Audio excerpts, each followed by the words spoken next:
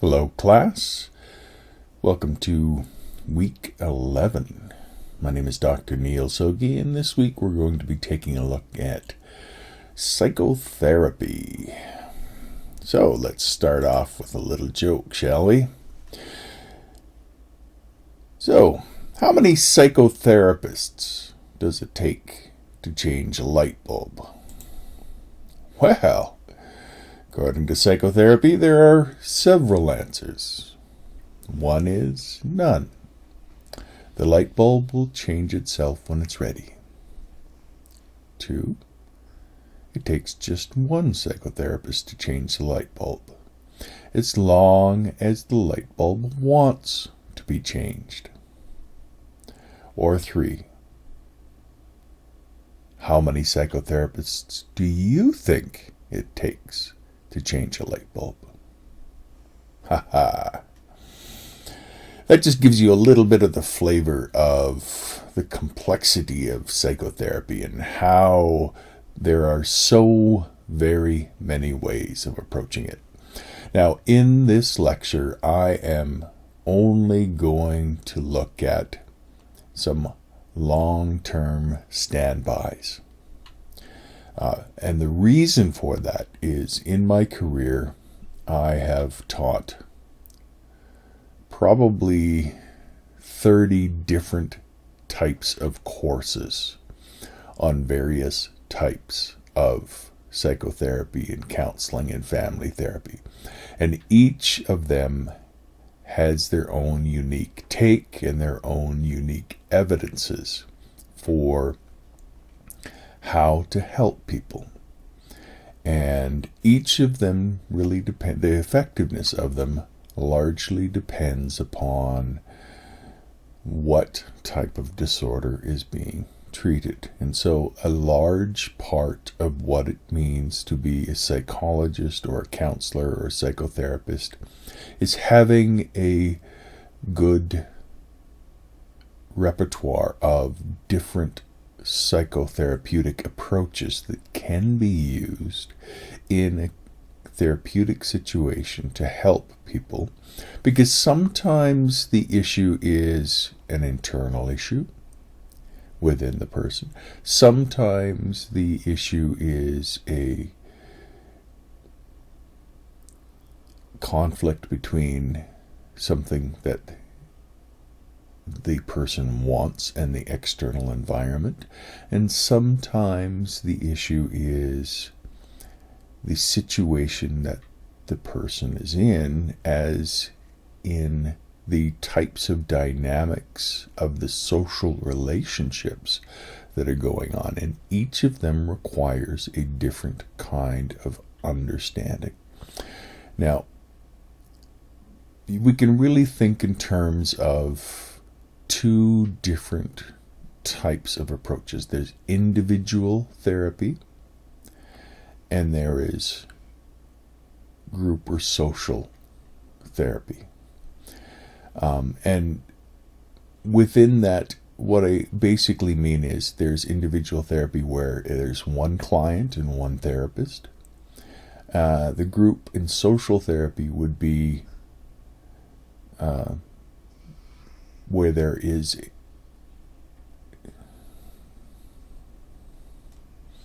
groups of people that are working together towards a problem, but it can also include things like couples therapy, where you have a couple in the therapist's office and they are working on their relationship, or it can be family therapy.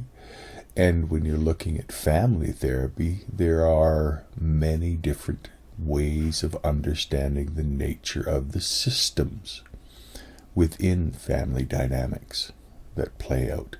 And each of them requires a little bit of a different approach. So just want you to keep that in mind. Within this lecture, we will just be taking a look at individual psychotherapy. And I'm going to just kind of clarify a little bit here. Now, some may agree and some may disagree, but the way that I'm going to define things right now for this lecture is that we're going to think in terms of psychotherapy as mainly interested in working with the deep unconscious parts of the mind. And we're going to think of counseling as mainly interested in working with the conscious present moment relationships.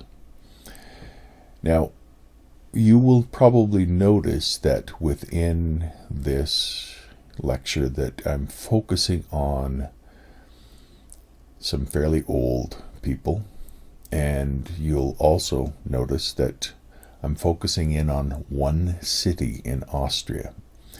The city of Vienna in Austria at the early part of the 20th century was really the birthplace of psychotherapy and counseling, and you'll see why. There were a number of key thinkers that profoundly changed the way that we understand working with people. And it was the relationships between these people that really spurred on the growth and the development. And so it's really important for us to always remember that when we are learning or when we are developing new theories, that we should always work in community, because in community you can refine your ideas and you can improve your ideas and you can promote your ideas. And that's what these people did back in Vienna in the early part of the 20th century. So let's just start off with having a little bit of fun. And this is just a bit of a self-inventory on psychoanalysis. So I just wanted to kind of follow along and think. Psychoanalysis is really the Freudian subset of psychotherapy. And if you remember Sigmund Freud, he was one of the original founders of the field of psychology, particularly the counseling psychotherapy. And I just want you to record your level of agreement with each of these statements, because these statements really kind of tie in with the psychoanalytic school. So let's just follow along if you could. So clients are, the first statement, clients are ready to terminate therapy when they have clarified and accepted their emotional problems and also have understood the historical roots of their difficulties. Number 2, our infantile conflicts may never be fully resolved even though many aspects of transference are worked through with a therapist. Number 3, we experience transference with many people, and our past is always a vital part of the person we are presently becoming. Number 4, the transference situation is considered valuable in therapy because it manifests how the client functions and provides the client with an opportunity to re-experience a variety of feelings that would otherwise be inaccessible. And number 5, the key to understanding human behavior is understanding the unconscious. Okay, so those are just some examples. If you don't really understand some of them, that's fine. We're going to be taking a look at them. And just remember that we are just skipping along the surface. These kinds of approaches take years to master. But I hope this kind of spurs on your interest in the field. So let's start off with psychoanalysis. Now, if you remember, Sigmund Freud really is the father of psychoanalysis. He was a Viennese medical doctor who focused in on dealing with mental disorders and then developed this theory. Now, if you also recall in previous lectures, there are also ego neo-Freudian psychologists like Erik Erikson. And if we take that line a little bit further to the more present time, we have something called object relations theorists with people like Margaret Mahler. But historically, psychoanalysis was the first system of psychotherapy. It is a personality theory, it is a philosophy of human nature, and a method of therapy. And although the Freudian view of human nature is basically deterministic and focuses on irrational forces, biological and instinctual drives, and unconscious motivation, some later developments in psychoanalysis have stressed social and cultural factors. It's kind of become more nuanced. And so contemporary psychoanalytic thinking emphasizes the development of the ego and the differentiation and individuation of the self. So it's become quite more nuanced. And when we think in terms of the contemporary psychoanalytic approaches, they will deviate significantly from traditional and Freudian psychoanalysis, and yet these modern versions retain the emphasis on the unconscious and the role of things like transference and countertransference, and the importance of early life experiences. So it's something to keep in mind.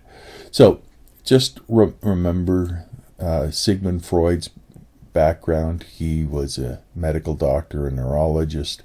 He was interested in finding an effective treatment for people that were neurotic with hysterical symptoms, and he worked with several people. One of the people that he worked with that I haven't mentioned previously is someone by the name of Jean-Martin Charcot, who was a famed neurologist. And what Charcot introduced into Freud's practice was hypnosis. And we'll get into a little bit of what hypnosis is, but basically hypnosis has developed over time.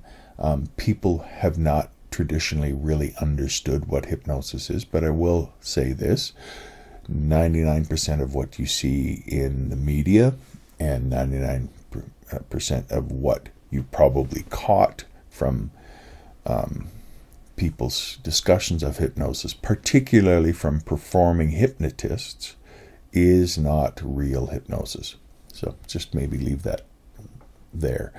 And if you recall as well, Freud also worked with someone by the name of Joseph Breuer that introduced him to the talking cure. Now, Freud also was very interested in the seduction theory, the idea that sex and feelings of sex and of shame about sexuality is at the core of a lot of the internal conflicts that people have. So with that little bit of a primer, we can kind of go on and talk a little bit about Freud and how he developed his theories. One of the basic ideas that Freud leaves is a legacy of making what is unconscious conscious. So the basic idea is we have these ways that we think in the unconscious self that really are a little bit not quite right. And by bringing those funny ways of thinking to the surface so that we can look at them and go, oh, that's how I'm thinking? Wow, that's not right. Then we gain control over them, and we can then move beyond them. They start to lose their power once they are brought into the conscious awareness. And one of the ideas that Freud brought from Jean-Martin Charcot, the hypnotist, was laying on a couch. Now, Freud started off with hypnosis, but he later just found that having someone relax and be calm, which incidentally is the key part of hypnosis, helps to bring those unconscious feelings and thoughts to the surface. And that's key. And in so doing, so things like free association, where a person would just relax on the couch and start to talk about everything that came to mind, that was the key to discovering what was going on in a person's mind. Because when we are completely relaxed, we allow, and we can verbalize that and just kind of ramble on with free association, then we start to reveal those things that we normally hide in our unconscious. And when they come to the conscious awareness, then both the therapist and the client can see what's going on, and they can start to find an interpretation for what is going on. So that's one of the basic ideas behind that. And if you remember, there are a lot of things in Freud's understanding of the psyche that are repressed, that are banished as unacceptable thoughts. So childhood sexual fantasies that we may have had that are pushed down, and we try to pretend they aren't there. But by pretending they aren't there, we are causing some unconscious conflicts between the id, which is that energy of constant striving to satisfy our basic drive, so our pleasure principle, and our ego, that is seeking to gratify the id in realistic ways with the reality principle, and our superego, that voice of conscience that focuses on how we ought to behave. So we just kind of need to keep that in mind. And if you also recall, there were the psychosexual stages, the oral states, the anal states, the phallic states, the latent states, the genital states, that Freud also threw into all of that. Now, having said all of that, I don't want to go in too deeply, but the basic idea of the psychoanalytic approach of Freud was bringing what is unconscious to consciousness. And that then can help you understand yourself a little bit more. Now, you may think, okay, this is all silly, but I'm going to do a little exercise with you now, and I just want you to kind of write down your responses. And if you could, and if you're willing to, maybe you can kind of share a little bit of this later on. But I want you to just analyze yourself, and with each of these questions, see whether or not this is true for you. So here are some questions that I'm going to read aloud that will help you experience some Freudian psychoanalysis. And remember, the whole goal of psychoanalysis is insight, okay? To make what is unconscious conscious, so that it does not yield total power over you. So once you have insight, you then have the power of choice. So I'm going to just share a few things of a scenario, and you just kind of write down your responses and then reflect upon them with me. So the first thing I want you to do, I want you to just relax and close your eyes and get yourself comfortable. And I want you to imagine the following scenario. You are not alone, and you are walking in the woods. Who are you walking with? Just want you to write that down. Who are you walking with? Okay. Once you've written that down, we'll go on to the next part of the scenario. So you're walking in the woods and you see an animal. What kind of animal is it? Just write down what kind of animal that is. Good. Now, what interaction takes place between you and that animal. Okay, just write down what kind of interaction takes place between you and that animal. Good. Now, you walk deeper into the woods and you enter a clearing, and before you is your dream house. Write down how big that house is.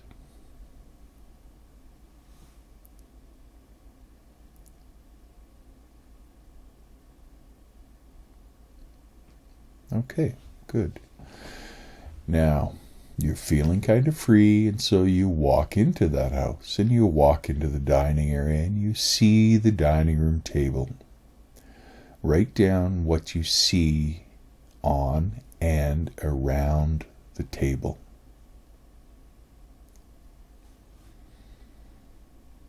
Okay, once you have that done, now exit the house through the back door.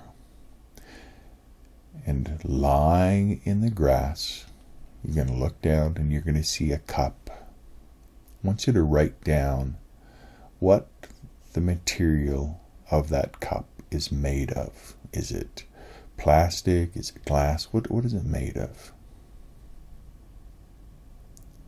Good. Now, one last part of the scenario. You're now standing in this backyard with this cup. What do you do with that cup? Okay, good. Write that down. Now, this hopefully will reveal a little bit of the power of some of the understandings that Freud had for dealing with people. And you can judge whether or not this is true for you. Okay? This isn't a test. This is just for you to kind of explore the possibility that there is actually an unconscious, and that you can, by asking some good questions, bring the unconscious awareness into consciousness. Okay? So, look at your answers now. And I'm going to just kind of walk you through what these may mean from a traditional Freudian perspective. Okay? So, the person who you are walking with is the most important person in your life. Is that true for you? Maybe, maybe not. The next one. The size of the animal that you saw in the woods is representative of your perception of the size of the problems in your life. Is that true for you? Maybe, maybe not.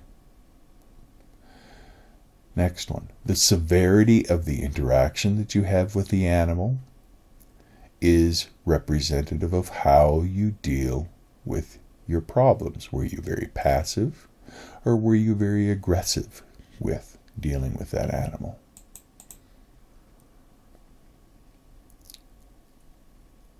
Does that reveal anything about how you deal with your problems? Now, the size of your dream house is representative of the size of your ambition to resolve your problems. Is that true for you?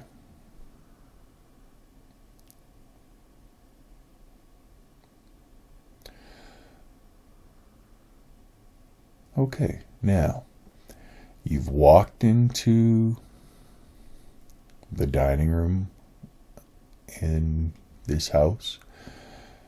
Now, the amount of food, the amount of people, the amount of flowers that you see around the table, those indicate how happy you are. So the more food, the more people, the more flowers and things that you saw on or around the table, the more happy you are at this moment. Is that true for you?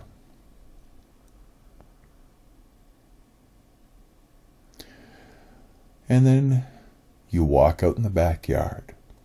The durability of the material with which the cup is made of that you found on the ground is representative of the perceived durability of your relationship with the person that you were walking in the woods with. So, for example, styrofoam, plastic, and paper are all disposable. Metal and is much more durable. So, how is that true for you? Your perception of how secure that relationship is. And then finally, what do you do with that cup? Did you throw it out? Did you keep it? Is that representative of how you feel in that relationship? Okay. Some interesting questions to ask, if nothing else. And does it reveal anything about your conscious awareness? Maybe, maybe not. Be that as it may, we'll just kind of continue on. So that was a little bit of Freudian psychoanalysis. Now I want to take you to another neo-Freudian by the name of Carl Jung.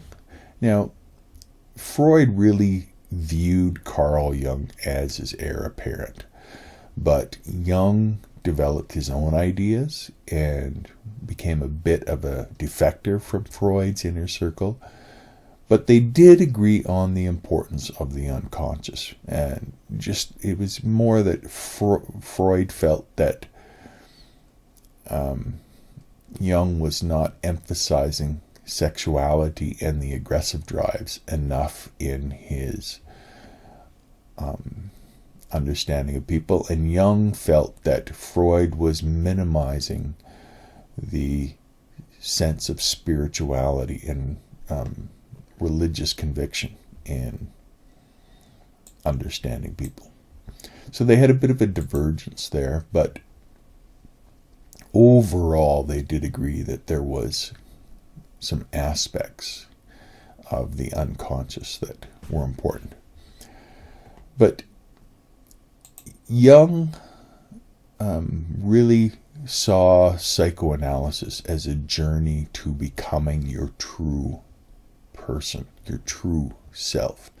And so there's a bit of a journey inward in psychotherapy. It wasn't simply revealing what is unconscious to consciousness.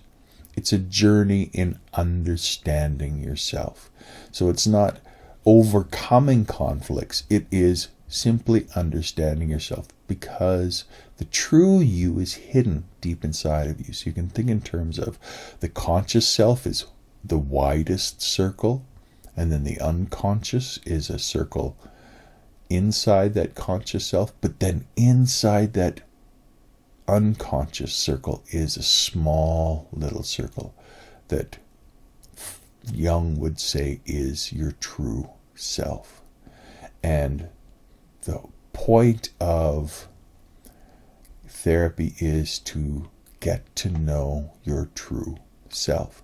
And there's lots of ways to do that, by looking at symbols, by reflecting upon the images that we have in our mind about who is the hero in our life, what kinds of masks do we wear, what is our persona, what are the female characteristics within you, and what are the male characteristics within you, your anima and animus.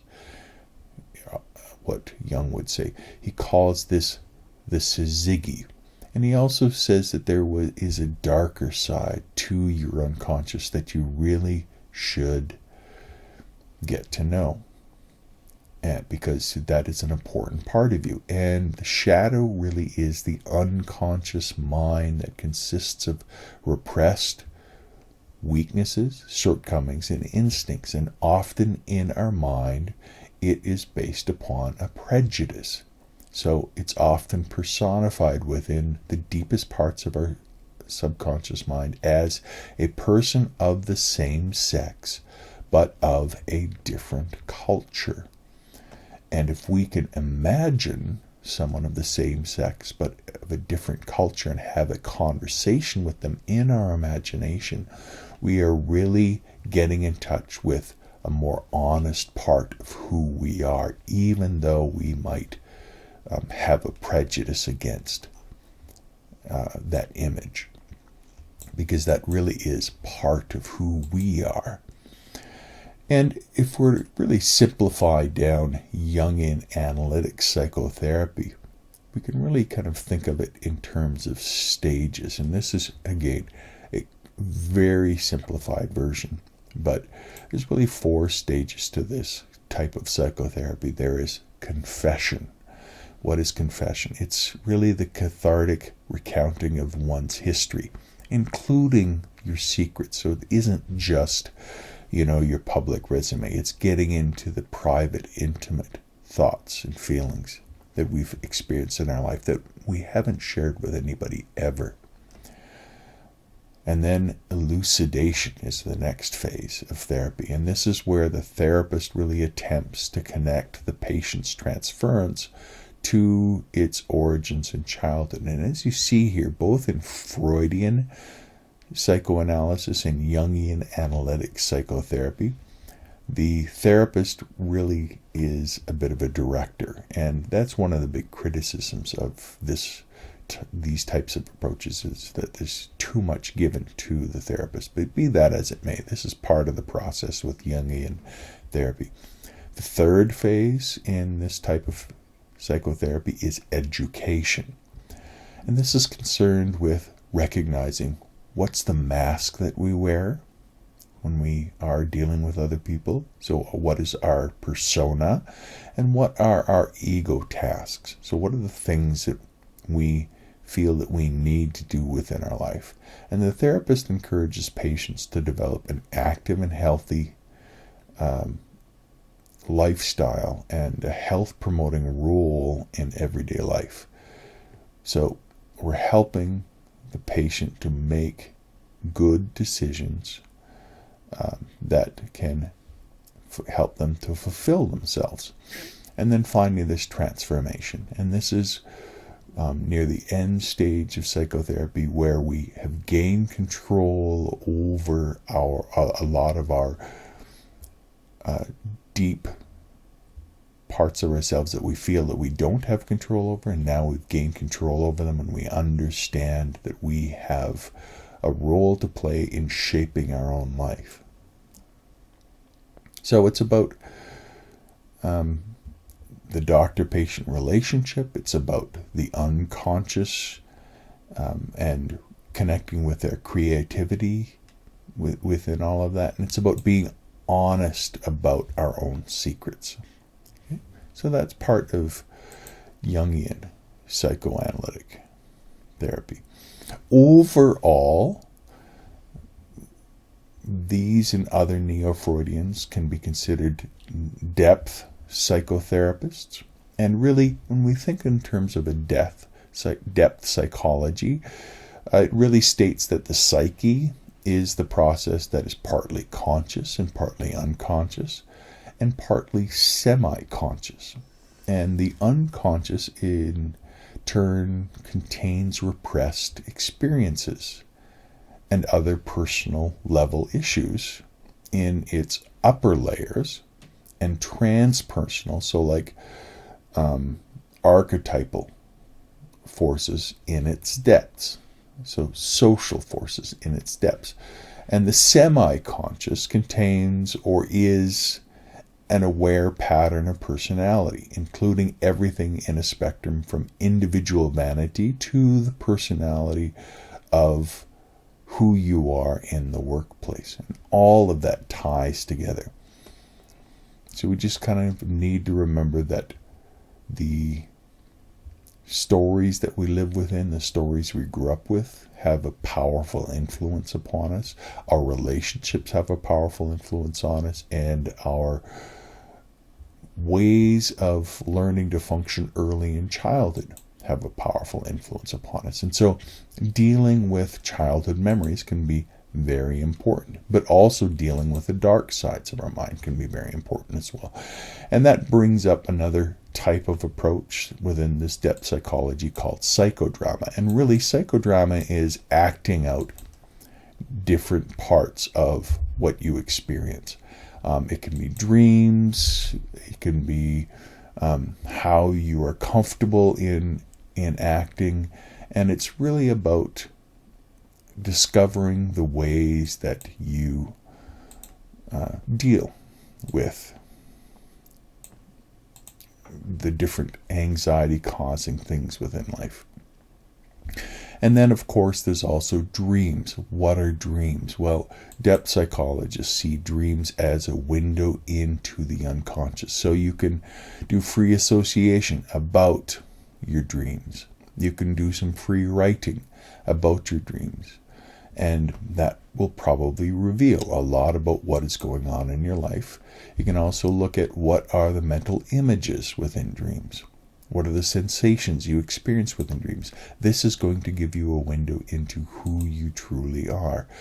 And then you can also have a conscious dialogue with your dreams. You can write down a hypothetical dialogue, or you can have two chairs and you can sit in one chair and talk to your dreaming self in the other chair. That sort of thing. You can also act out your dreams in a therapeutic setting. And all of these things can be done as a way of bringing what is unconscious to consciousness. And so that's just a part of that process. Now, we've talked about Sigmund Freud, who worked in Vienna. We've talked about Carl Jung, who mostly worked in Switzerland, but would come to Vienna on a regular basis in order to work with Freud and others. Then we're going to talk about another Viennese therapist that we've mentioned a little bit about already, and that's Alfred Adler. And if you recall, Alfred Adler was focused upon the individual psychology. So we have Adlerian psychotherapy, where he, remember, focuses primarily upon the individual in a context. So it's an individual, but shaped by their family context. And so things like your primary social environment in the family constellation becomes very important. What role did you play? Were you the favorite child? Were you someone that allied yourself with other siblings? Were you viewed as the handicapped child, or did you have some kind of inferiority where people picked on you in some way? And along those lines, Adler also wanted people to consider, what was your birth order? Because that's going to play a huge role in how your social environment shaped you. So, for example, the oldest child will typically receive more attention and will be more spoiled and strive to always be the center of attention. The second child, if there's only two children, will behave as if there is a race, and they will always feel like there's a race where they need to get ahead, and they're often opposite in their personality from the first child.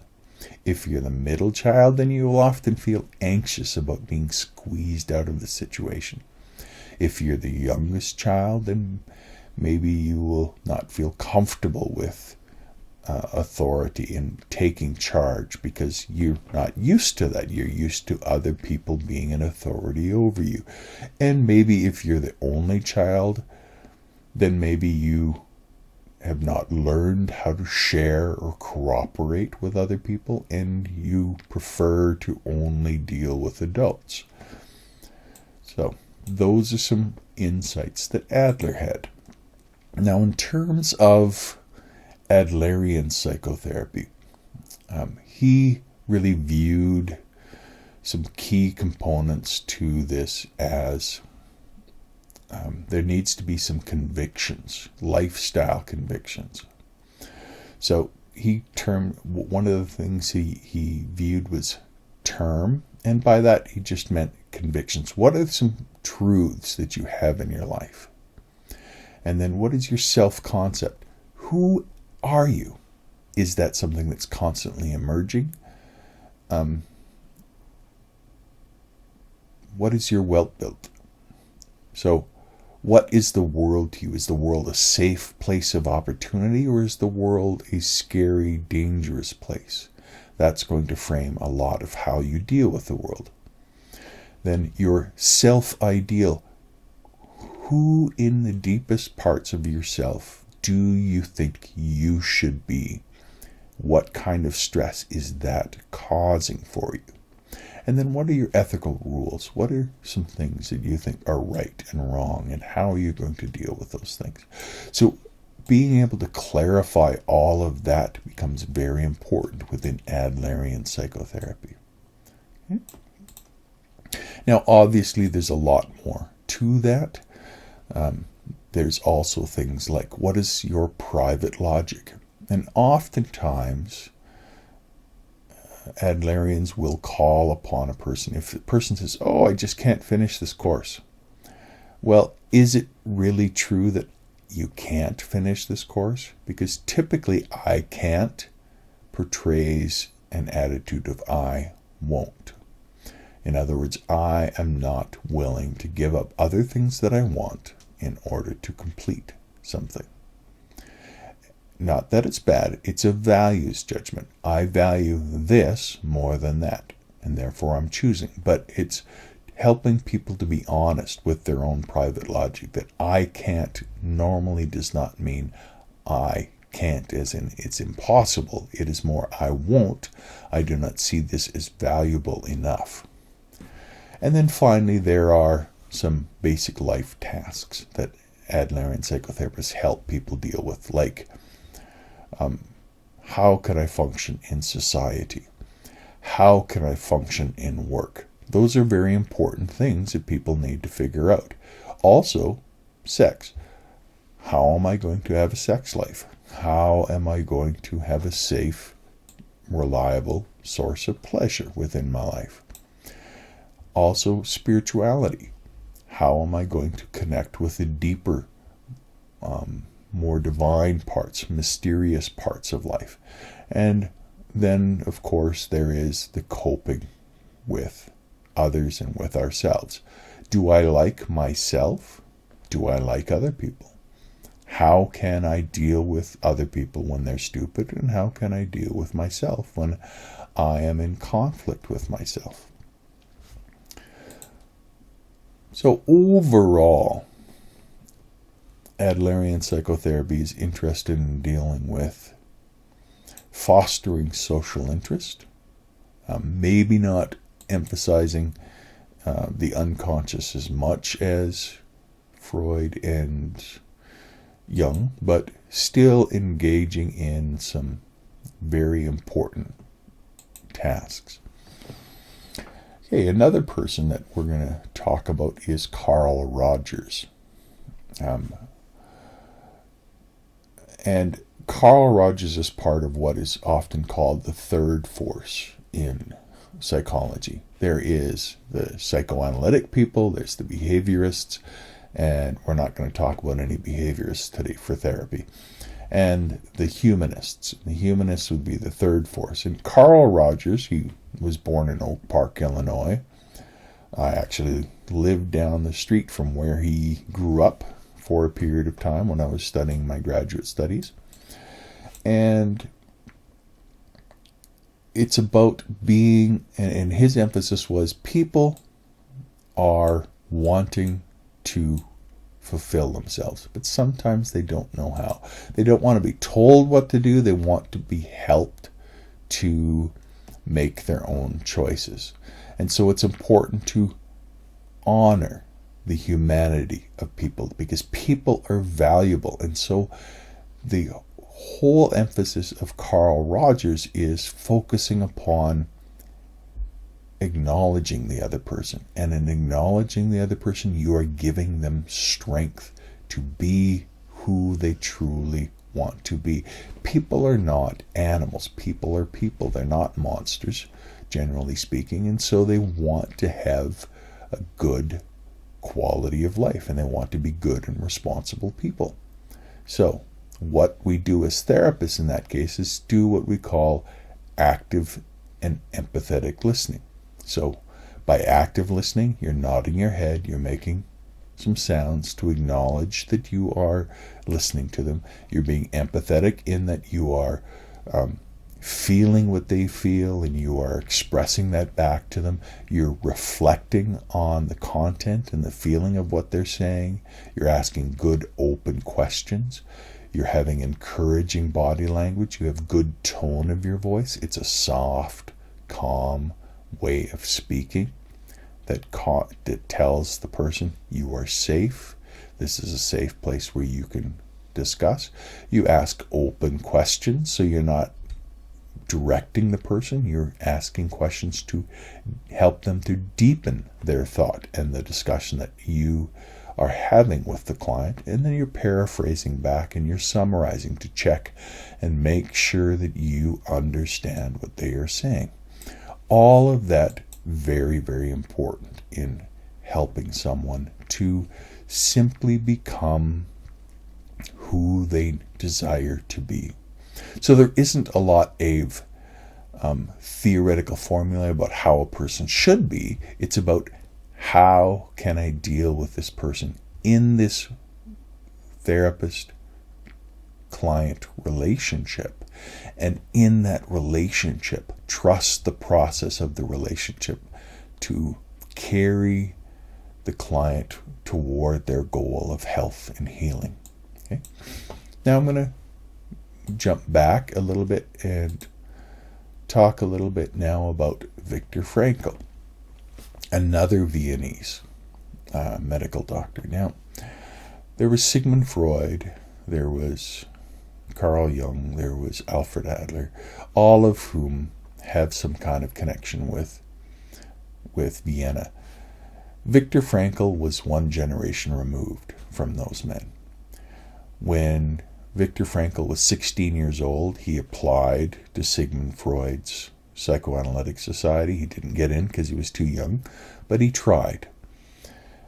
And he actually lived across the street from Alfred Adler for part of his childhood. And what Viktor Frankl saw as an important part of life is meaning, a sense of meaning within people. So it isn't a pleasure principle per se, it isn't an inferiority complex per se, it isn't your spirituality per se, but it is a desire to live a meaningful life. And Viktor Frankl, he became a medical doctor, and being a Jew in Vienna in the 1930s, he was swept up by the Nazis and was sent to a death camp. Most of his family died. His wife died, his parents died in the death camps. And during that time there, he had actually already written a book on what we call existential psychotherapy. So it is, existential is just your existence, the meaning of your existence. And so it was a meaning therapy. And he actually termed it logotherapy, logos being the Greek word for meaning or word. So in his interpretation of psychotherapy, he says this isn't good for everybody, but for a lot of people, what they need is a sense of meaning within life. Because once you have meaning, you can handle almost anything.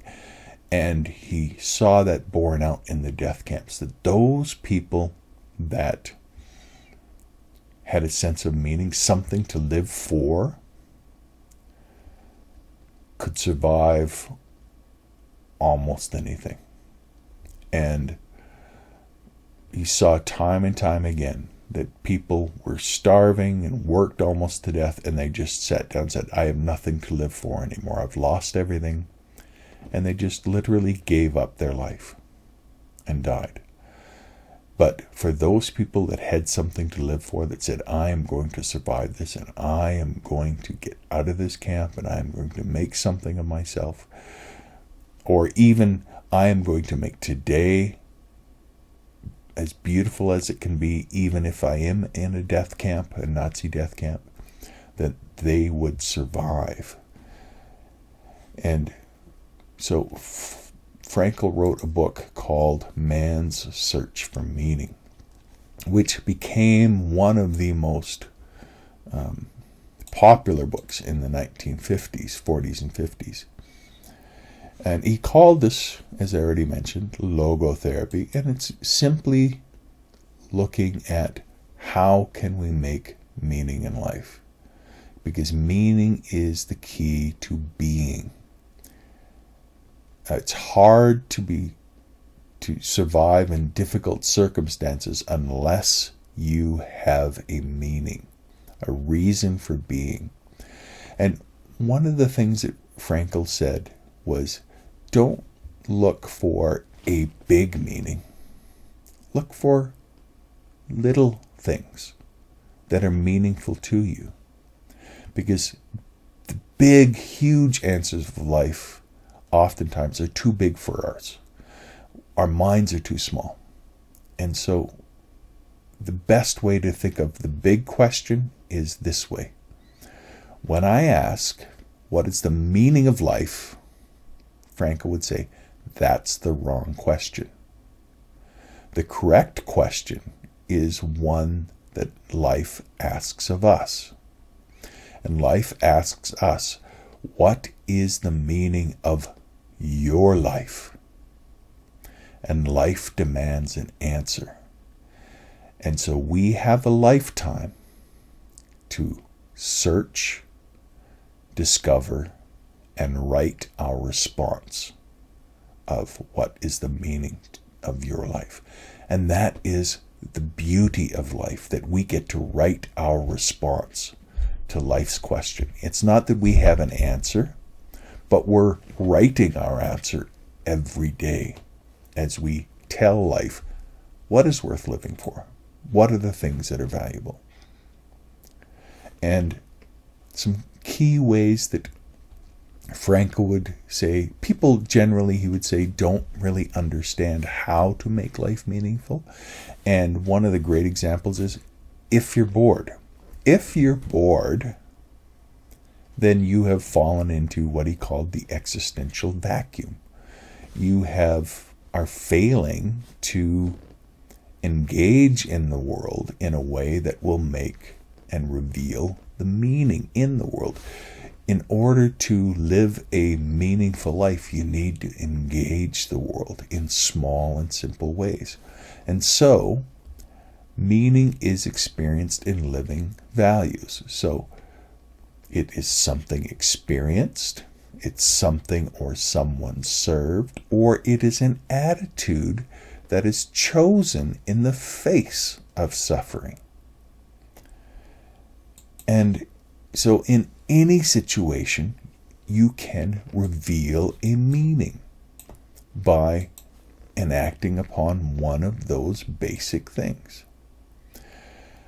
And you can also think of it in terms of this way. This is a famous little thing that Frankl said. He said that suffering in life is inevitable. We're going to suffer. But, and we can manage with suffering. But what we can't manage is despair. So, if we have suffering and it is without meaning, if we can't add meaning to that suffering, then we have despair. And despair is the thing that we need to avoid in life. Suffering's manageable. Just think about the greatest athletes. They suffer all the time. They suffer with joy, though. They're sweating, they're working hard, they sometimes get injured, and yet they do it with joy because there's meaning behind it. They are experiencing a meaning. Suffering without meaning is despair. So the key to life is revealing meaning in what we are doing. So it's not living without suffering. Suffering is going to be there. It's inevitable. But if we develop the skill of revealing meaning within our daily suffering, then we hold off despair, and then we can write a good life for ourselves. And some basic ways that Frankl would say that we can create meaning are serving something or someone, by experiencing something beautiful, art or a walk, and just being open to that, serving a cause greater than ourselves, or in creating a work.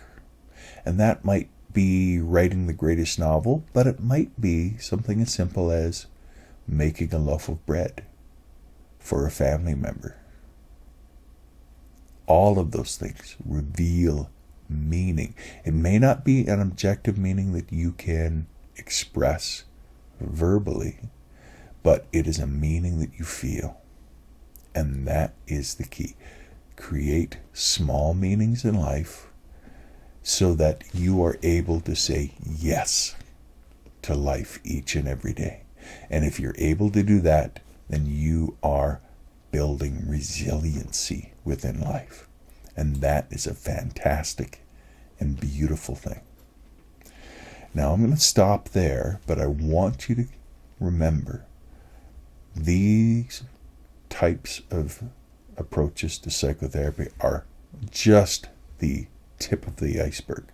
You will see more in your texts, and I wish I had time to talk about the dozens and dozens of different types, but I just want you to have the flavor for now of the wonderful ways in which psychotherapy and counseling can help people and to improve life. So I encourage every one of you to engage in your own personal therapy. It is a wonderful way of improving yourself, of improving your relationships, and of improving your own quality of life. We all go to a physical doctor every now and again for our bodies. It's also important to visit therapists to help deal with our emotions and our thoughts and our life goals. And I'll leave you there for today. You take care. Bye-bye.